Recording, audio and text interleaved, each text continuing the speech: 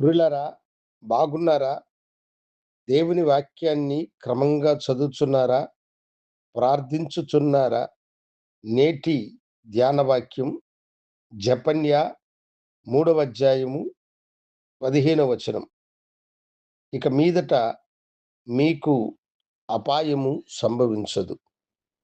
దేవుని వాగ్దానము ఈ దినము మనకు చెబుతున్నది. ఇక మీదట మీకు అపాయము సంభవించదు అని. భయంకరమైనటువంటి దినాలలో మనం నివాసము చేస్తూ ఉన్నాం. ఎటువైపు నుండి ఏ అపాయము పొంచి ఉంటుందో చెప్పలేనటువంటి రోజులివి. వాహనాలు పెరిగిపోయి విపత్తులు ఏర్పడుతూ ఉన్నాయి. ఎన్నో ఆపదలు సంభవిస్తూ ఉన్నాయి. బయటకు వెళ్ళువారు క్షేమంగా ఇల్లు చేరతారా లేదా అన్న భయము ఈ దినాల్లో ప్రతి వారిలో ఉన్నది. అయితే దేవుడు తన బిడ్డలైన మనందరి పట్ల దయగలిగిన వాడై, ఆయన మనకు తోడుగా ఉండి మనలను నడిపించువాడు.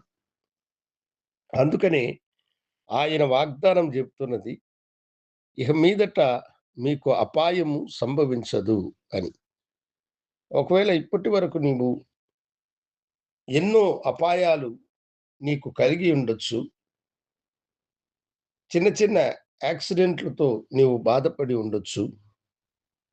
అయితే నీ ప్రాణమును కాపాడిన దేవుని మేలును నీవు తలంచి ఆయనను నీవు స్తుతించినప్పుడు దేవుడు తన వాగ్దానము నీకు అనుగ్రహిస్తున్నాడు.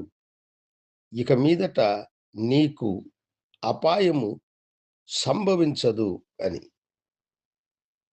దేవుడే తన బిడ్డలకు కాపుదలగా ఉండి ఎలాంటి ఆపద, కీడు రాకుండా ఆయన కాపాడువాడు. జీవితాంతము నీకు అపాయము రాకుండా కాపాడేటువంటి గొప్ప దేవుడు ఆయన. అందుకని ఆయన అంటున్నాడు, ఇక నీకు అపాయము సంభవించదు అని. ఎన్నో సార్లు అపాయములో నువ్వు చిక్కుకున్నప్పుడు, ఈ అపాయం ఏమిటి? ఇలా నన్ను వెంబడించుచున్నది అని నువ్వు బాధపడుతున్నావా? నీవు వేదనతో ఉన్నావా? దేవుడంటున్నాడు, ఇక మీదట నీవు ఎలాంటి అపాయము కూడా చూడవు. ఎలాంటి అపాయము నీకు కలుగదు. నీవు సముద్రములో ప్రయాణము చేసినా, నువ్వు ఆకాశ మార్గమైన విమానములో ప్రయాణము చేసినా, నీవు ట్రైన్‌లో ప్రయాణం చేసినా, నీవు రోడ్డు మార్గం గుండా ప్రయాణం చేసినా, ప్రభువు నీతంటున్నాడు, ఇక మీదట మీకు అపాయము సంభవింపకుండా నేను మిమ్మలను కాపాడి సంరక్షించువాడును అని అంటున్నాడు. ఇశ్రాయేలు ప్రజలకు ఏ ఆపద లేకుండా 40 సంవత్సరములు అరణ్యములో ఆయన వారిని నడిపించి, పోషించి, దాహము తీర్చిన దేవుడు నీకును సహాయం చేసి అపాయము రాకుండా నిన్ను కాపాడునుగాక. నాతో కూడా ప్రార్థనలో ఏకీభవించండి. మహాగణుడా, పరిశుద్ధుడా, నీకు వందనాలు.